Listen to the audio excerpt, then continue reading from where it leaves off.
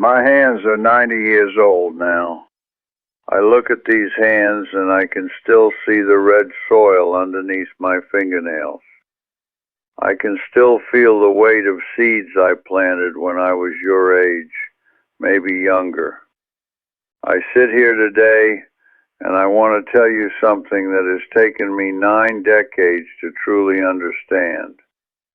The greatest investment you will ever make is not in money, not in property, not in anything you can hold in a bank account. The greatest investment is in life itself. Life that grows, life that feeds, life that remembers you long after you are gone. I am talking about 3 plants, 3 incredible, almost miraculous plants that changed my family's life, and I believe they can change yours too. These are not plants that need your constant attention. These are not the kind of things that will make you exhausted or broke. These are the opposite. These are plants that ask very little and give everything in return.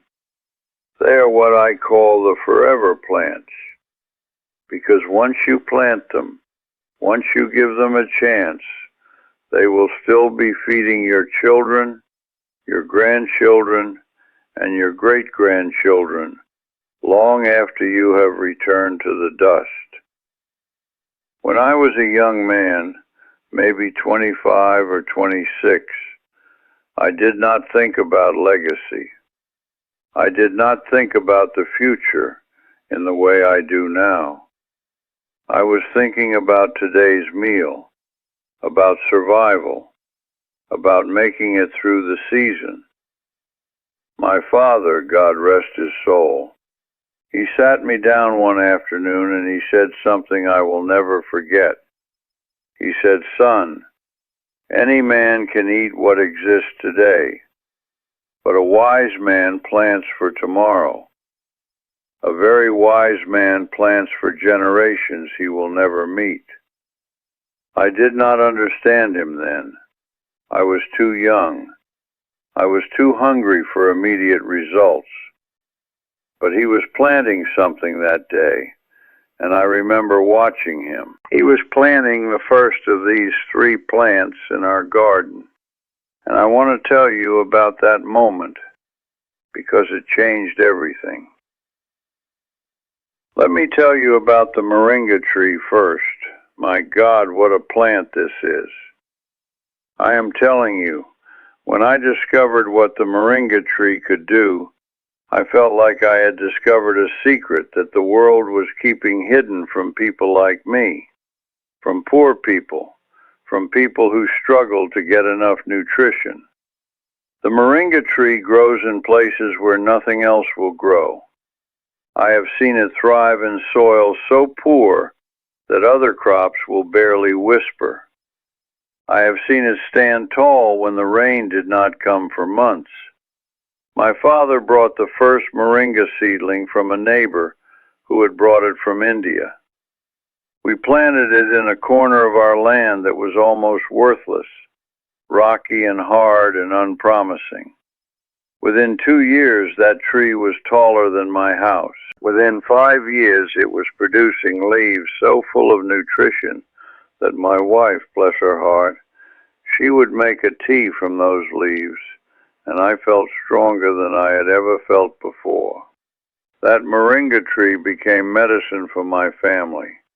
It became food when food was scarce. It became hope when hope was difficult to find. What people do not understand about the moringa tree is that it is not just nutritious. It is practically a miracle wrapped in bark and leaves. The leaves contain vitamins and minerals that your body needs desperately, things that you might spend thousands of dollars trying to buy in bottles if you lived in a rich country. The moringa tree gives it to you for almost nothing. And here's what amazed me most.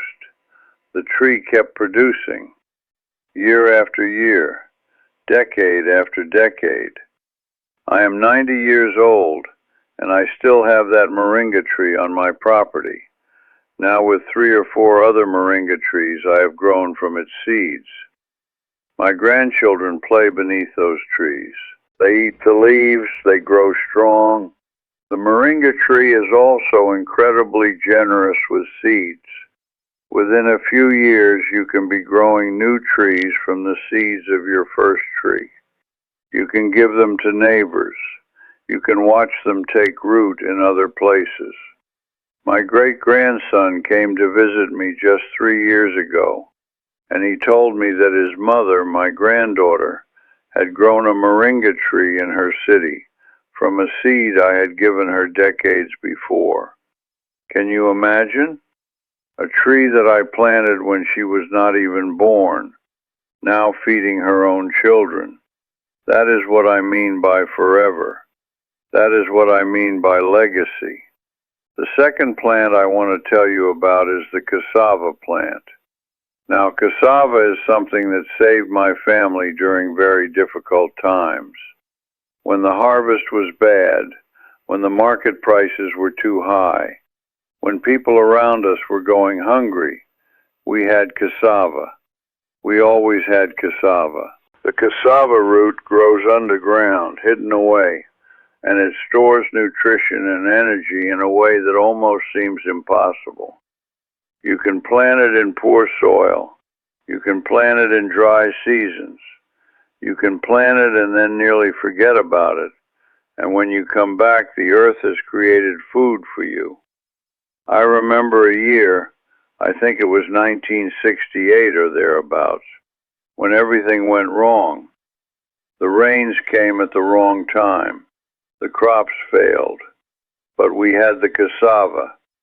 The cassava roots that my wife had planted 3 years earlier were still there, still solid, still full of starch and life. We made cassava bread. We boiled cassava root. We made cassava flour that lasted months. That plant, that simple plant, kept my children alive. It kept them healthy enough to play and laugh and grow into the strong adults they became. What is remarkable about cassava is that it does not ask for perfection. It does not need your best land. It does not need constant watering or special fertilizer. You plant it and it will grow. Even in bad years, even in droughts, the cassava plant is still down there, beneath the ground, becoming food. And when you need it, you dig, and there it is. It is like the earth is working for you in secret, creating abundance without demanding attention. Cassava also has this beautiful quality of regeneration. When you harvest the root, the plant can grow back.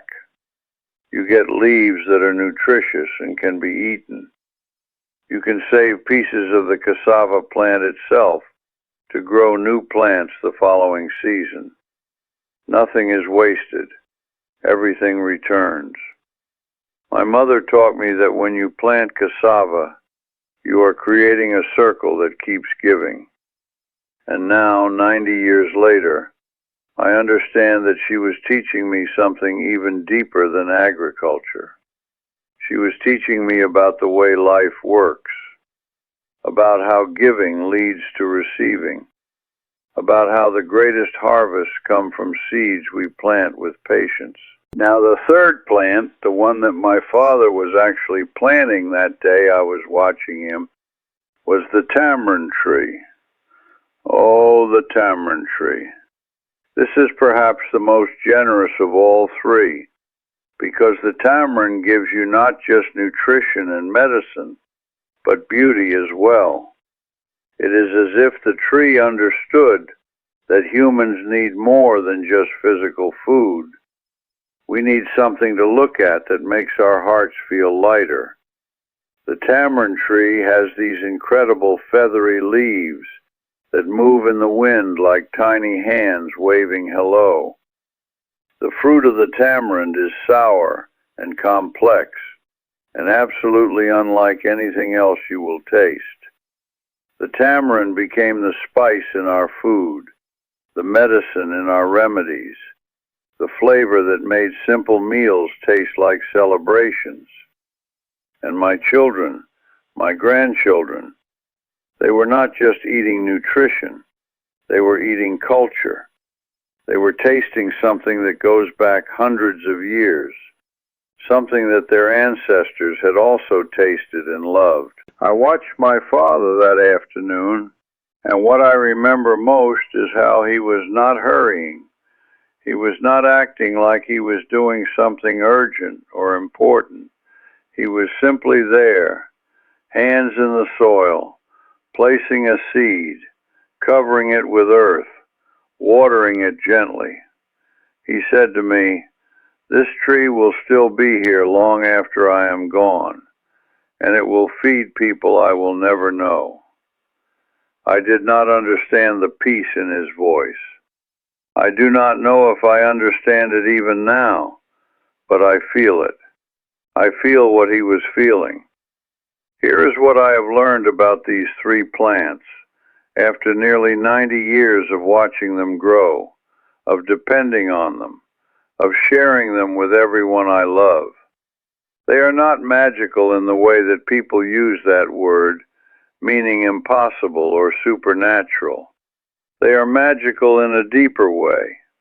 They are magical because they work. They work reliably. They work in poor soil. They work in difficult years. They work when everything else fails, and they continue working, year after year, generation after generation, without demanding much from you in return. When I was younger, I thought that success meant becoming rich, becoming powerful, owning a lot of land and having many workers. Now at 90, I know that real success is something much simpler and much more beautiful. Real success is knowing that your great-grandchildren will eat food that you planted. Real success is having your grandchildren play beneath a tree that you grew. Real success is understanding that you have added something to this world that will outlive you. Let me tell you how to start. Do not wait for the perfect moment. Do not wait for lots of money or lots of land. I had neither. My father had neither. You do not need much.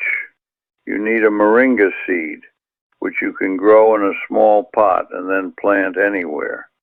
You can get moringa seeds from so many places now. You can get them from online sellers, from local farmers, from people in your community who have already discovered their power. Plant one moringa seed. That is enough to start changing your life and your family's future. For cassava, all you need is a piece of cassava stem, which again you can get from someone who already grows it, or from a market. Cassava is incredibly easy to propagate. You just plant the stem in soil that does not need to be special, and the plant will grow. In a year or two, you will have cassava roots ready to harvest, and you will also have new stems to plant more cassava. It multiplies. The tamarind tree, like the moringa, grows from seed. You can save tamarind seeds from the fruit.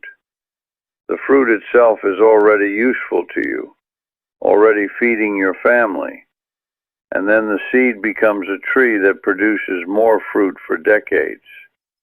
Everything about tamarind is circular and generous. Start with one, just one plant. Do not think that you need a whole garden or a whole farm. I started with one moringa tree in a corner of rocky land. That one tree became the foundation of food security for my entire family. That one tree produced seeds that my son planted and my granddaughter planted, and now my great-grandchildren are walking beneath those trees. As I sit here with these old hands, I want to tell you something that I wish someone had told me when I was young. The way to change your family's destiny is not through desperate effort or painful sacrifice. It is through patience. It is through planting something small and allowing it to grow.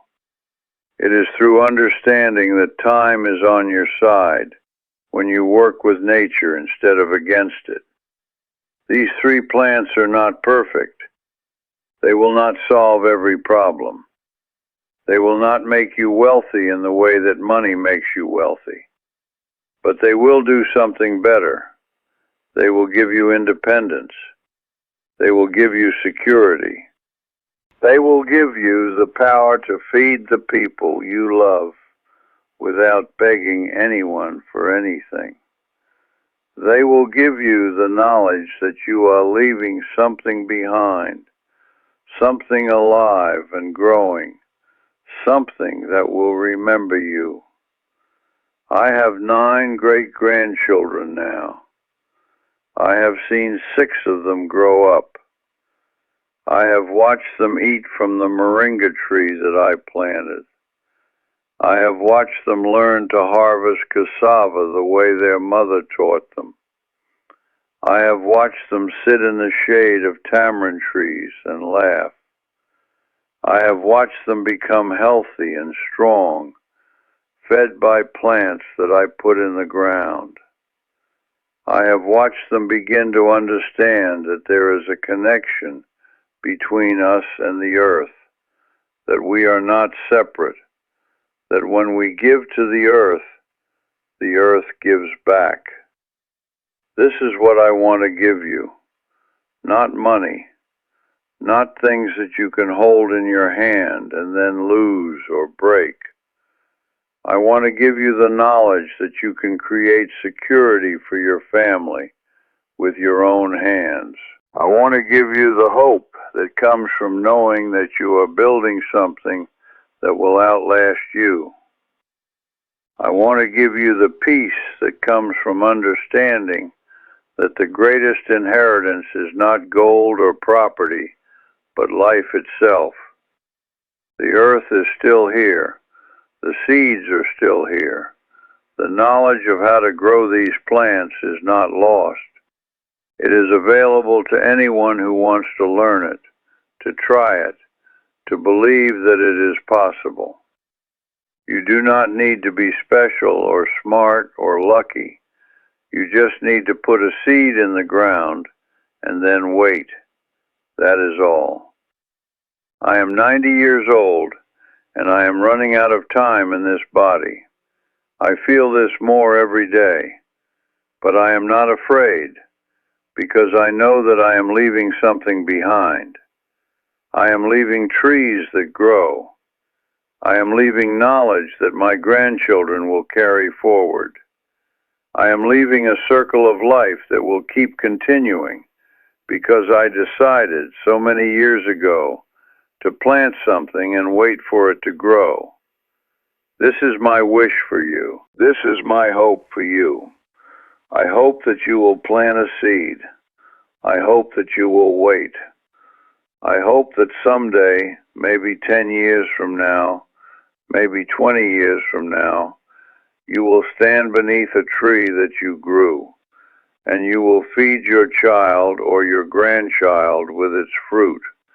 And in that moment, you will understand everything that I am trying to tell you now.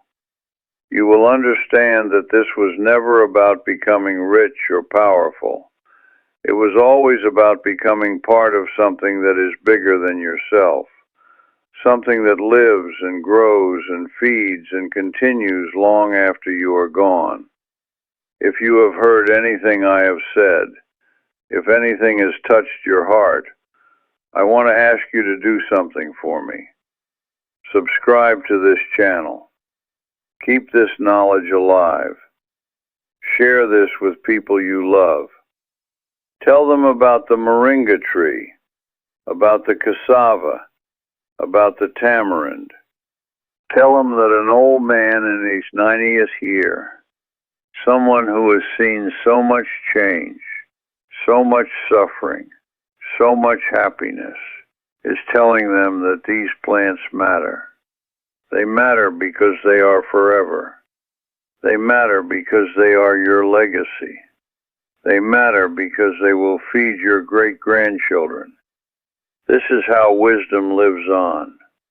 This is how the old speak to the young. This is how we give more than just our bodies, but our experience, our knowledge, our love for the future. Subscribe, watch, learn, and then plant. That is how we change the world. Not through force, not through desperation, but through patience and faith, and seeds placed gently in the ground. Thank you for listening to An Old Man's Heart. Thank you for caring about something that will outlive us both.